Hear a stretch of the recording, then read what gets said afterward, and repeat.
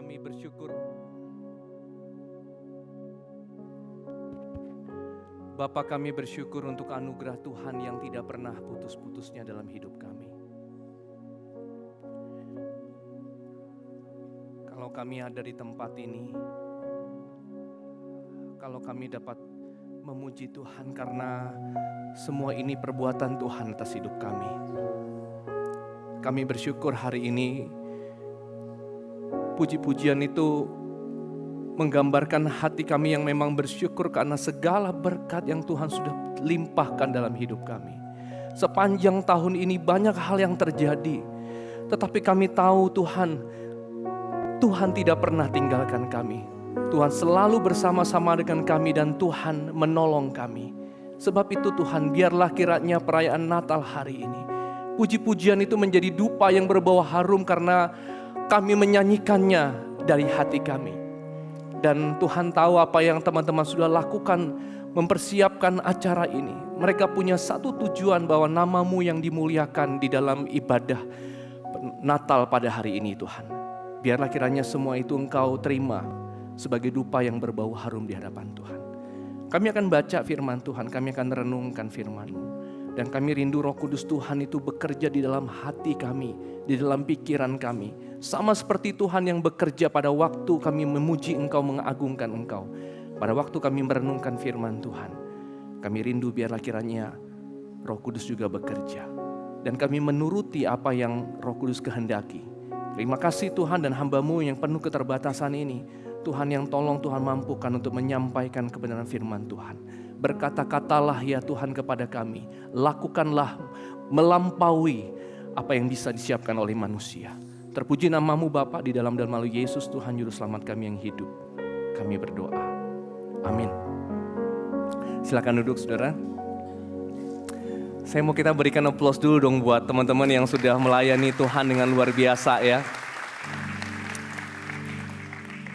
Saya tahu mereka habiskan banyak waktu, bahkan kalau nggak salah dari Oktober sudah dekorasi dan sebagainya gitu ya, mempersiapkan segala sesuatu. Saya berdoa Tuhan Yesus juga akan menerima semua apa yang teman-teman lakukan. Saudara siap untuk dengarkan firman Tuhan? Siap? Nah, teman-teman, hari ini saya diberikan sebuah tema, judulnya Soul. Soul itu singkatan dari Spreading Out Unconditional Love. Kita akan belajar sama-sama apa sih yang dimaksud dengan unconditional love itu, saudara ya. Nah, saudara setuju nggak kalau saya bilang begini nih, besarnya kasih seseorang dapat terlihat dari apa yang dia berikan kepada kita. Setuju nggak? Setuju ya? Bahwa apa yang kasihnya seseorang itu dapat terlihat dengan apa yang dia berikan. Saudara, ini Natal biasanya berseliweran banyak kado begitu kan ya. Banyak yang tukar kado, banyak yang kemudian saling memberikan kado satu dengan yang lain. Nah, ada yang punya pacar di sini? Ada yang sudah punya pacar? Ada yang sudah punya istri? Soalnya hari ini nggak hanya ada teman-teman remaja, ada om dan tante juga datang ya. Ada. Nah, apa yang pacarmu kasih ke kamu? Itu bukti cintanya, saudara ya. Ya, yang punya suaminya, istrinya kasih apa begitu ya. Nah, yang di sini semua punya orang tua? Pastilah ya. Mana ada yang lahir langsung dari langit itu ya. Itu cuma Superman bukan? Nah, saudara, kalau saudara punya orang tua di akhir tahun ini, saudara siapin apa buat orang tua? Siapin apa? Nggak siapin apa-apa kok, soalnya kan uang jajan dari orang tua.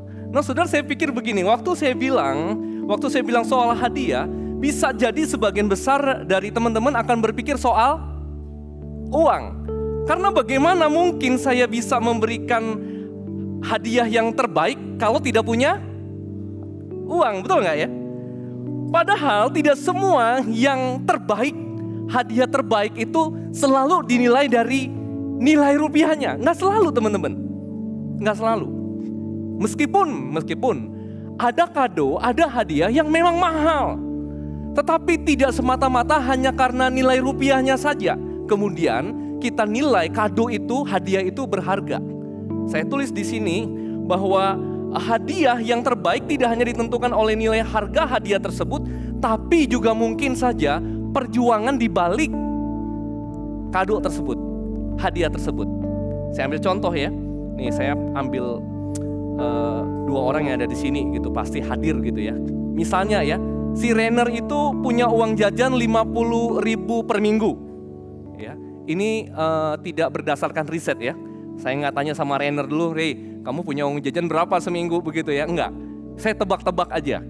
Kalau Renner punya uang jajan 50.000 seminggu, lalu William punya uang jajan 500.000 per minggu. Lalu mereka berdua ini pengen membelikan hadiah. Di Natal ini harga nilai kadonya itu 1 juta rupiah. Nah, siapa yang lebih banyak berjuang, saudara? Renner atau William? Kenapa Renner? Karena buat William, kado nilai 1 juta itu hanya perlu tidak jajan 2 minggu. Tapi kalau buat si Renner, berapa lama? 20 minggu teman-teman. 5 bulan gak jajan. Ya, berasa bukan kalau kamu mau belikan kado buat seseorang dan 5 bulan kamu gak jajan, saudara. Itu yang tadi saya bilang begini, saudara. Besarnya kasih seseorang itu dapat terlihat dari apa yang diberikan dan bagaimana dia kemudian memberikannya. Jadi tidak hanya apanya saja, tetapi kemudian bagaimana kado itu diberikan, itu juga menentukan nilai dari kado itu, saudara, kasih itu. Nah, saudara, kalau pernyataan ini dikaitkan dengan relasi kita dengan Allah Tritunggal, saya yakin teman-teman semua mengasihi Tuhan. Tetapi pertanyaannya, apa yang teman-teman sudah berikan kepada Tuhan, wujud dari kasihmu kepada Tuhan? Andai hari ini Tuhan Yesus berdiri di tempat ini dan kemudian bertanya, aku tahu kamu mengasihi aku, tapi buktinya apa? Saudara, sadar gak kita? Ya. Tiap minggu mungkin kita ke gereja, kita ibadah, dan itu kita ulang terus menerus sepanjang umur kita. Tetapi kita gak pernah berpikir dengan serius, apa ya buktinya saya mengasihi Tuhan? Saudara, di dalam Alkitab ada seorang penatua bernama Yohanes. Dia yang menulis surat 1 sampai 3 Yohanes. Saudara, katanya ada yang berkata bahwa Yohanes yang menulis surat ini sama dengan Yohanes yang ada yang menulis kitab Injil, saudara. Karena tulisannya mirip, saudara. Nah, saudara, penatua di satu gereja, kalau saya tidak salah di Efesus waktu itu, dia melayani di sana, dia menulis sebuah surat kepada orang Kristen, saudara. Dia katakan begini, dalam hal inilah kasih Allah itu dinyatakan di tengah-tengah kita, yaitu bahwa Allah telah mengutus anaknya yang tunggal ke dalam dunia, supaya kita hidup olehnya. Dan inilah kasih itu, bukan kita yang telah mengasihi Allah, tetapi apa? Tetapi Allah yang telah mengasihi kita dan mengutus anaknya sebagai pendamaian bagi dosa-dosa kita. Saudara, saya tadi katakan bahwa Yohanes menulis suratnya ini bukan untuk non-Kristen, tapi dia tulis untuk orang yang sudah percaya, untuk orang yang sudah percaya Tuhan, untuk orang yang sudah mengaku dirinya sebagai murid Tuhan. Saudara, dia menulis kepada orang Kristen dan dia berkata kebenaran yang perlu dipahami oleh orang percaya tentang kasih yang sejati adalah ini, saudara. Dengan cepat kalau saya mau simpulkan adalah gini. Yang pertama, kasih Allah itu nyata. Kalau orang mau menyangkal bahwa Allah tidak mengasihi dia, nggak bisa. Karena apa? Karena kasih Allah itu ada buktinya, nyata. Lalu yang kedua, kasih Allah itu penuh dengan pengorbanan. Dan yang ketiga, kasih Allah itu menghidupkan kita. Saudara, kalau kita percaya nih, bahwa besarnya kasih seseorang itu dapat terlihat dari apa yang kita berikan dan bagaimana dia memberikannya kepada kita, maka tidak ada satupun pribadi di dunia ini yang melampaui kasih Allah buat kita. Nggak ada. Paling tidak begini, mungkin kita bisa bilang kasih Allah, kasih kita itu nyata. Kasih kita itu memang ada pengorbanannya. Tapi saudara, tidak ada kasih yang bisa menghidupkan. Betul? Hanya kasih Allah yang bisa menghidupkan. Saudara, inilah wujud dari unconditional love sebetulnya. Jadi bukan kasih yang asalan, kasih yang tidak pernah dipikirkan, tapi kasih yang unconditional, itulah kasih yang betul-betul dipikirkan. Kasih yang tidak tergantung dengan kondisi. Saudara, kita itu mengasihi seringkali terjebak pada kondisi, bukan? Kalau dia balik mengasihi aku, kalau dia mengasihi aku, maka aku akan mengasihi dia. Ya, kalau Natal ini dia kasih kado Natal buat aku kasih kado Natal buat dia. Saudara, kita seringkali memahami kasih itu dengan take and give. Tetapi Tuhan tidak seperti itu. Alkitab mengajarkan kita bahwa bukan kita yang telah mengasihi Allah, tetapi Allah dulu yang lebih dulu mengasihi kita. Saudara, tahun ini ada film Thailand yang laku keras di Indonesia. Banyak yang nonton. Ada yang tahu? Apa judul filmnya? Hah? Apa? Wih, tahu ya? Nonton nggak? Ya, judulnya How to Make a Million. Wah, Before Grandma Dies. Siapa yang di sini grandma? Nah, saudara, ini rata-rata kan udah tahu lah ceritanya ya. Kalau belum tahu, saudara ya, di aplikasi tersayang kita sudah ada, saudara ya. Boleh lihat di sana nanti setelah Natal ini. Saudara, di film ini itu dikisahkan tentang seorang grandma, seorang oma yang punya 3 orang anak, punya beberapa cucu, tapi ada satu cucu yang paling besar, saudara. Saudara, di dalam film ini cucu yang paling besar ini kemudian menunjukkan kasihnya kepada grandmanya, kepada omanya. Dan kemudian saudara, grandmanya ini, omanya ini kena sakit kanker. Dan tiba-tiba saudara ya, tiba-tiba cucu ini jadi begitu perhatian sama si oma. Sampai-sampai dia pindah ke rumah omanya. Jadi baik banget, dia layani omanya. Apa tujuannya? Apa tujuannya? Omanya sudah mau meninggal dunia ini kena kanker. Ya. Lalu cucunya tunjukin perhatian sampai pindah rumah, tidur sama omanya. Apa tujuannya? Tujuannya karena dia sayang banget sama omanya. Betul? Apa tujuannya? Tujuannya supaya kalau omanya mati, rumahnya diwariskan kepada si cucu, teman-teman. Kamu bayangkan, andai kata kamu jadi si oma, apa yang kamu lakukan kepada si cucu? Wah, gue tabokin tuh cucu begitu ya. Dia baik-baik, ternyata dia nyumpahin gue mati, nanti kasih apa? Warisan ke cucunya ini. Saudara, kalau kamu jadi cucu ya, dan kemudian gini, di ceritanya itu ya, begitu omanya tahu, sebetulnya omanya sedih. Tetapi sepertinya omanya sudah menyusun sebuah skenario apa yang dia mau lakukan buat anak-anak dan cucunya, teman-teman. Nah, dalam film itu kemudian omanya itu memberikan rumah itu justru kepada anaknya yang berantakan. Anak yang sebelah yang pakai baju dibuka begitu ya, pakai kayak outer begitu. Saudara, anaknya yang judi, yang suka ngutang, rumah itu justru diwariskan kepada anaknya itu. Lalu cucunya ngapain, saudara? Saudara bayangkan, cucunya sepertinya nggak dapat apa-apa. Dia sudah rawat omanya, pagi-pagi ikut oma jualan bubur, antar oma ke dokter, ngantrinya panjang lagi, teman-teman ya. Lalu kemudian apa yang dilakukan oleh si cucu ketika tahu omanya ternyata memberikan rumahnya kepada omnya yang tadi hidupnya berantakan. Si cucu marah besar, teman-teman. Dia marah dan kemudian sepertinya dia mengabaikan omanya itu. Karena omanya justru menunjukkan kasih kepada anaknya yang justru tidak memperhatikan dia.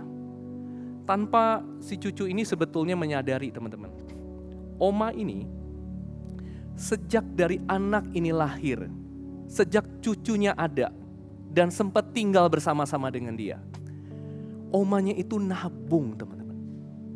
Nabung dari hari ke hari. Dia nabung supaya cucunya nanti punya masa depan yang cerah. Ini bukan dia jual tanah, bukan dia jual sawah, bukan dia jual toko, lalu kemudian dia taruh uangnya ke dalam tabungan. Enggak. Ini hasil, tabungan itu adalah hasil si oma berjualan bubur setiap hari, uangnya dia tabung untuk si cucu. Saudara, dengan kata lain saudara, oma ini sedang memberikan yang terbaik yang dia punya untuk cucunya. Besarnya kasih seseorang itu dapat terlihat dari apa yang dia berikan dan bagaimana kemudian dia memberikan. Saudara, saya ingin ngomong begini, demikian juga kasih Allah kepada kita. Saudara, dia tahu siapa kita. Dia tahu kedalaman hati kita. Dia tahu motivasi hati kita. Dia tahu ketidaksungguhanmu. Dia tahu dosa yang kamu lakukan. Tetapi dia tetap mengasihi. Saudara, kasih Allah kita itu dibahas besar banyak di dalam Alkitab. Dan yang senada dengan ini sebetulnya ada juga dikatakan oleh Rasul Paulus. Rasul Paulus di dalam Roma 8 ayat 31 sampai 32 berkata begini. Sebab itu apa yang akan kita katakan tentang semuanya itu? Jika Allah di pihak kita, siapakah yang akan melawan kita? Ia yang tidak menyayangkan anaknya sendiri, tetapi yang menyerahkannya bagi kita semua, bagaimana mungkin ia tidak mengaruniakan segala sesuatu kepada kita bersama-sama dengan dia? Saudara, perhatikan kalimat ini. Ia yang tidak menyayangkan anaknya sendiri. Saya mau tanya dulu. Allah Bapa itu sayang gak sama anaknya? Sayang gak? Harusnya sayang kan ya? Karena dia Allah Bapa itu adalah Allah yang kasih. Pasti dia sayang sama anaknya. Tapi kalau di-compare, dibandingkan antara dia kasih sayang kepada anaknya, sama kemudian Allah Bapa itu sayang sama kita. Mana yang Allah Bapa lebih sayang? Saudara, waktu saya baca ayat ini, saya pengennya begini nih. Harusnya Bapa itu sayang sama anaknya. Betul gak? Harusnya kalau saya ini seorang ayah, harusnya saya sayang sama anak saya. Bukan sayang sama anak tetangga. Betul kan? Ini Ko Geri punya anak namanya Gebi. Saya sayang sama anak saya kan? Saya sayang sama anaknya Ko Geri gak? Namanya Gebi, saudara. Saudara, boleh gak kalau saya gak sayang sama anaknya Ko Geri? Boleh lah, karena bukan anak saya. Saudara, yang benar tuh begini. Yang benar ya. Yang benar saya sayang sama anak kandung saya. Bukan anak orang lain. Kalau anak orang lain saya abaikan, saya tidak sayang, gak apa-apa. Karena itu bukan anak saya. Tapi waktu baca Alkitab teman-teman, saya tahu mungkin teman-teman sudah pernah baca ayat ini. Tapi kalau berhenti sebentar dan kita renungkan, Allah Bapa itu punya anak. Dan kita memang kemudian disebut sebagai anak-anak Allah. Tapi kita bukan anak aslinya dia. Kita itu anak adopsi. Kita diadopsi oleh Allah. Karena siapa? Karena Yesus juga. Yesus itu seperti kokoh sulungnya. Makanya waktu kita baca Alkitab, dikatakan dia yang menjadi sulung di antara kita. Kita itu cuma anak adopsi. Seharusnya it's okay kalau kemudian kita tidak disayang oleh Allah Bapa. Tetapi ayat ini mengatakan yang berbeda, saudara. Bahwa Allah itu tidak menyayangkan anaknya sendiri. Demi siapa? Demi kita. Itu yang Alkitab katakan buat kita, saudara. Itu yang disebut dengan unconditional love. Bahwa Allah Bapa tidak menyayangkan anaknya sendiri, tetapi dia menyerahkan bagi kita semua supaya kita diselamatkan dan beroleh hidup yang kekal sewaktu kita percaya kepada anaknya itu. Saudara, besarnya kasih Tuhan itu dapat terlihat dari apa yang Dia berikan dan bagaimana Dia memberikannya kepada kita. Saudara, kalimat ini mencerminkan apa yang Allah lakukan bagi kita, sekaligus juga mencerminkan sebetulnya apa yang seharusnya kita lakukan bagi Allah. Kalau betul kita mengalami kasih-Nya dan kasih kita kepada Allah itu tidak tergantung dengan kondisi. Seharusnya saudara, kita mengasihinya dengan menyerahkan hidup kita sepenuhnya bagi Tuhan. Saudara, yang dia minta agar kita itu menjaga kekudusan hidup kita. Waktu Tuhan itu mengasihi kita dengan all out unconditional love, yang dia minta apa? Perhatikan baik-baik dengan kalimat yang saya tulis ini. Yang dia minta, dia jaga hidup yang sudah Dia kasihi ini. Tadi saya bilang begini ya, ayat firman Tuhan tuh ngajarin gini, Allah Bapa itu tidak menyayangkan anaknya sendiri. Dia sayang kepada kita. No, waktu dia memberikan unconditional love itu kepada kita, yang dia minta cuma begini, jaga dirimu. Pelihara hatimu, supaya kamu tetap kudus di hadapannya. Dia ingin kita tinggalkan dosa yang kita lakukan. Dia ingin kita jadi pribadi yang baru. Dia ingin kita punya waktu untuk Dia tiap hari. Dan semua itu agar orang lain dapat melihat unconditional love itu mengalir dalam hidup kita, saudara. Saya tahu ada beberapa teman, kalau tidak salah ada sekitar 50 orang teman yang kemudian ikut movement tadi. Mereka berusaha untuk jualan, ya, mengeluarkan tenaga, memikirkan segala sesuatu, lalu kemudian memberikan hasil jualan itu untuk teman-teman yang membutuhkan, gitu, orang-orang yang membutuhkan. Saudara, waktu kita memberikan kasih kita kepada orang lain, sejujurnya kita nggak akan bisa memberikan kasih itu kalau kita belum pernah mengalami kasih daripada Tuhan itu. Alami dulu, baru berikan. Kita tidak bisa membagikan itu kalau kita nggak mengalaminya. Unconditional love tidak bisa dirasakan karena mungkin aja ada dosa yang menghalangi kita, teman-teman.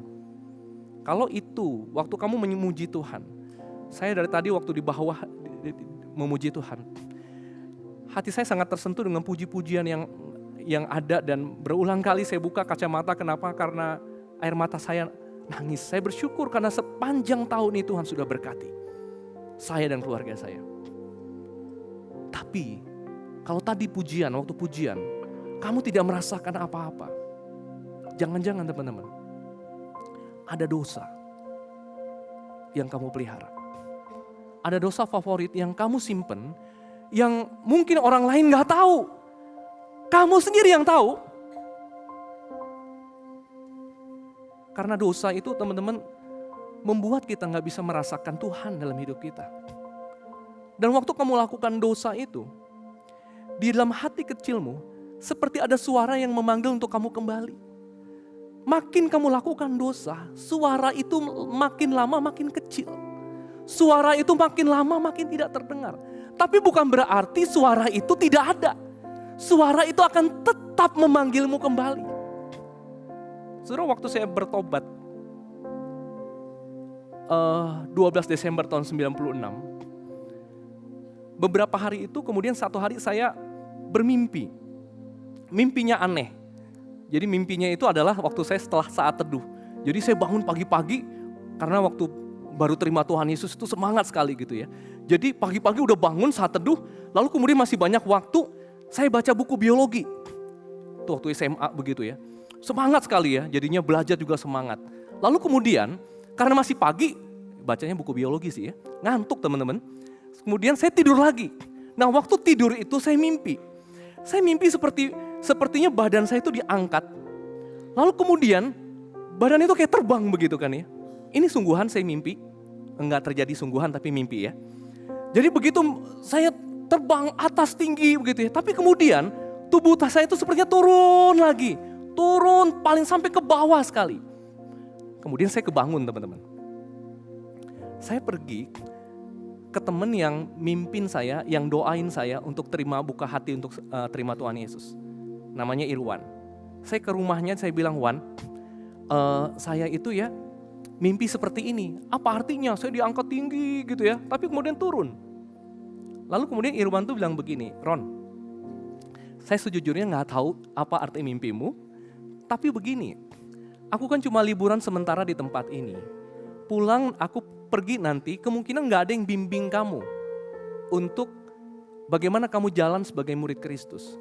Mungkin saja satu hari kamu jauh, kamu udah tinggalkan kebiasaan saat teduhmu, kamu udah mulai lagi tidak berdoa, kamu tidak baca Alkitab.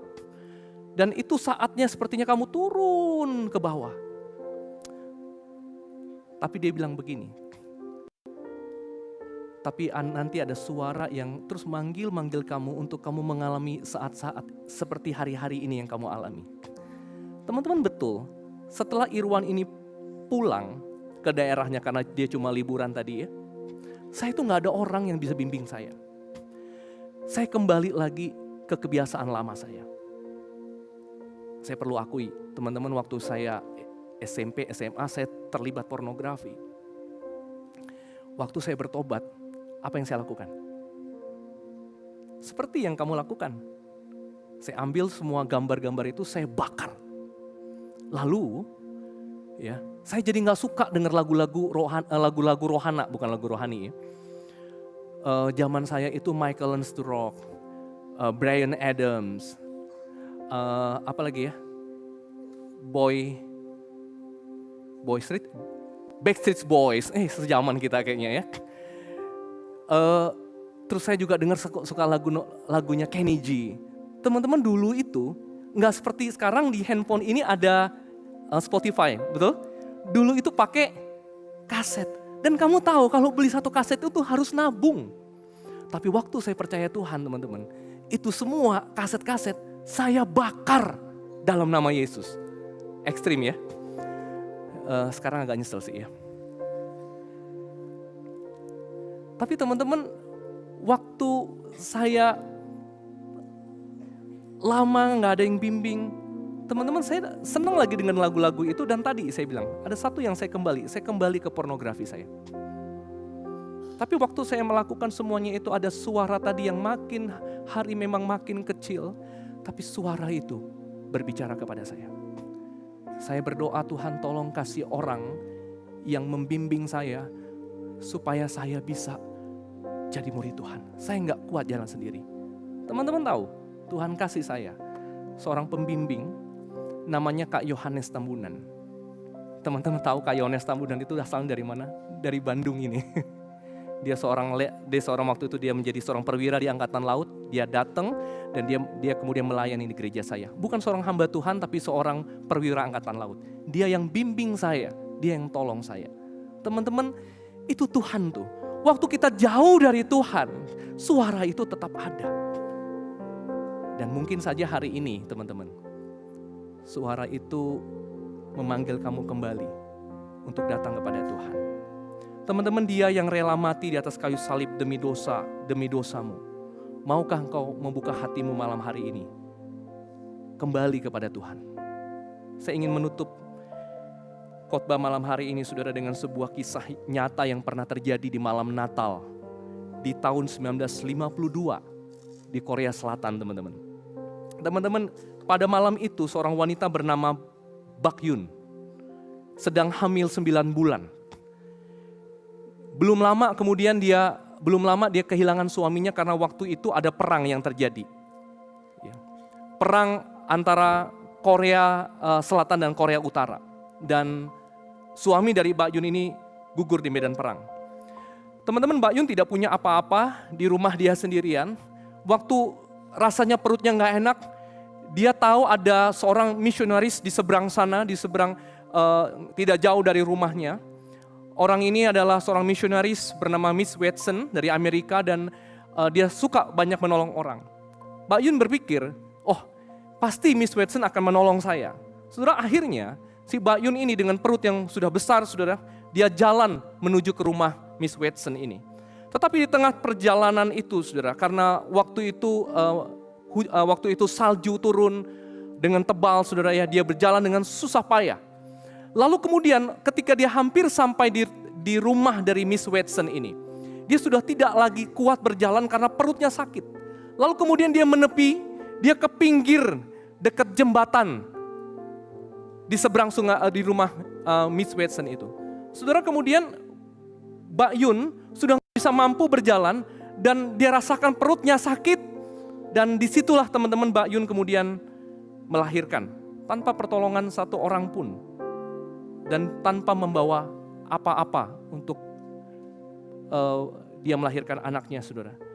Karena waktu anaknya lahir gak ada yang tolong, gak ada pakaian dan sebagainya. Saudara, dia lepaskan mantel bajunya, dia buka bajunya, mantelnya, dia buka celananya, dia lipat bayinya itu, dia gulung.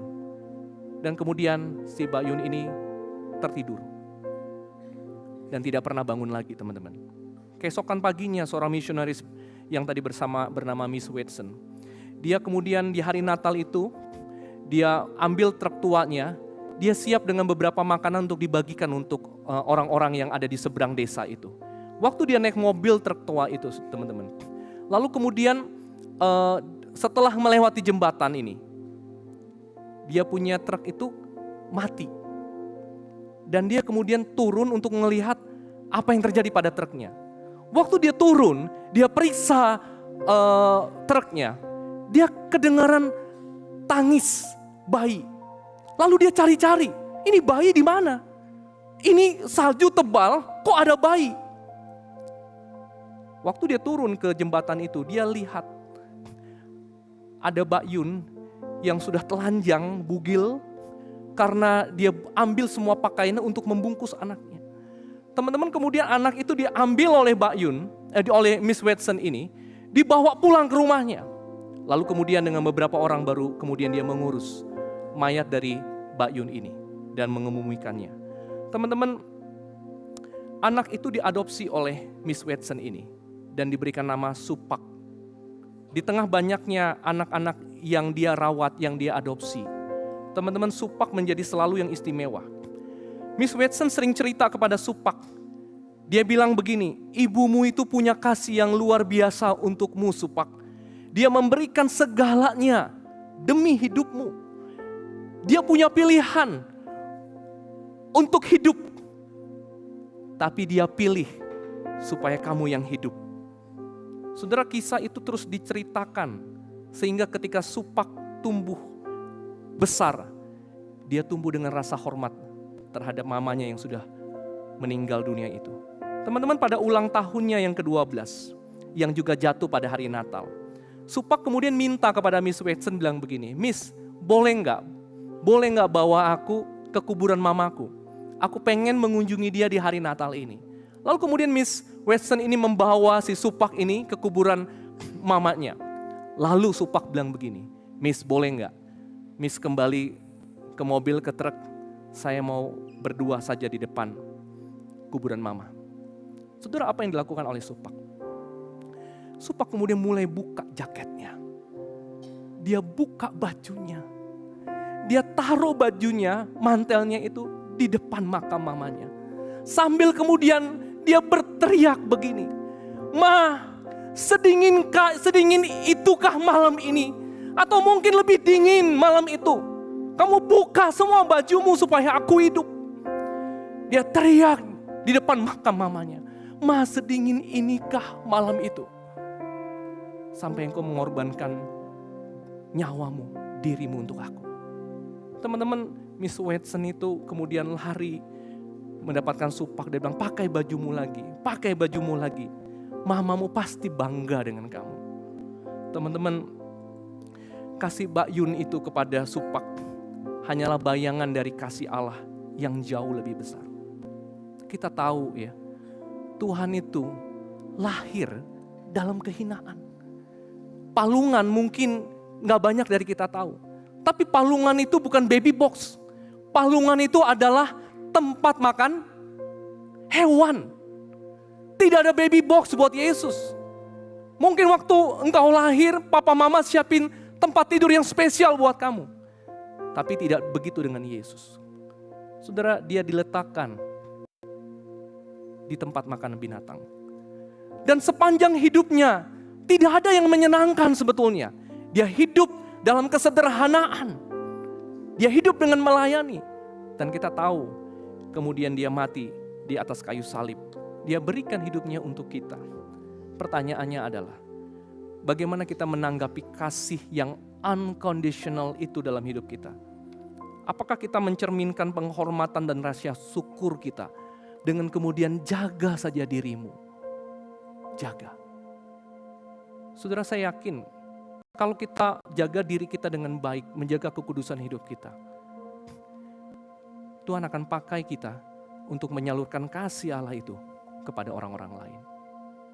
Saya ingin kita merenungkan firman Tuhan ini kembali. Kita angkat satu pujian yang menolong saya secara pribadi juga untuk menyadari bahwa seringkali kalau pelayanan yang saya lakukan adalah wujud kasih saya kepada Tuhan. Pelayanan itu tidak sanggup untuk membalas kasih Tuhan kepada saya. Semua yang kita lakukan tidak bisa membalas kasih Tuhan.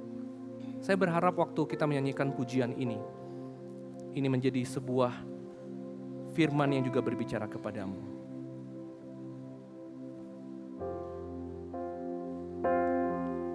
Teman-teman singer akan menyanyikan lagu ini. Teman-teman yang tahu lagunya silakan menyanyi bersama.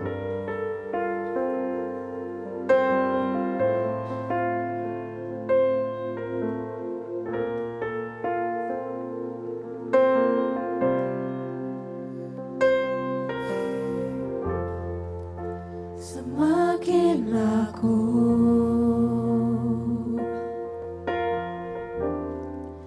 mengenalmu,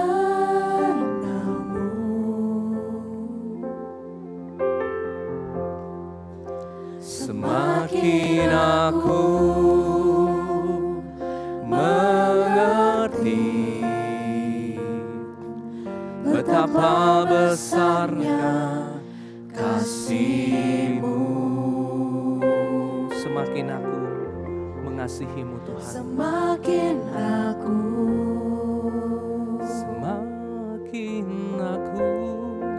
mengasihi-Mu, semakin aku menyadari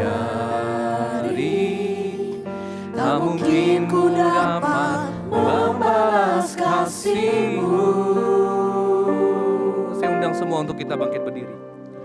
sebesar apapun kasihku padamu, terlebih besar kasih-Mu padaku, pengorbananmu di kayu salib, curahkan darah-Mu, tebus dosaku. Sebesar apapun kasihku padamu, tiada sebanding dengan kasih-Mu. Hanya ini Tuhan, segenap hidupku sebagai persembahan yang hidup bagimu. Kita angkat pujian ini dari awal. Mari teman-teman katakan, semakin aku mengenalmu, semakin padamu, terlebih besar kasih-Mu padaku, pengorbananmu di kayu salib, curahkan darah-Mu, tebus dosaku. Sebesar apapun kasihku padamu, tiada sebanding dengan kasih-Mu.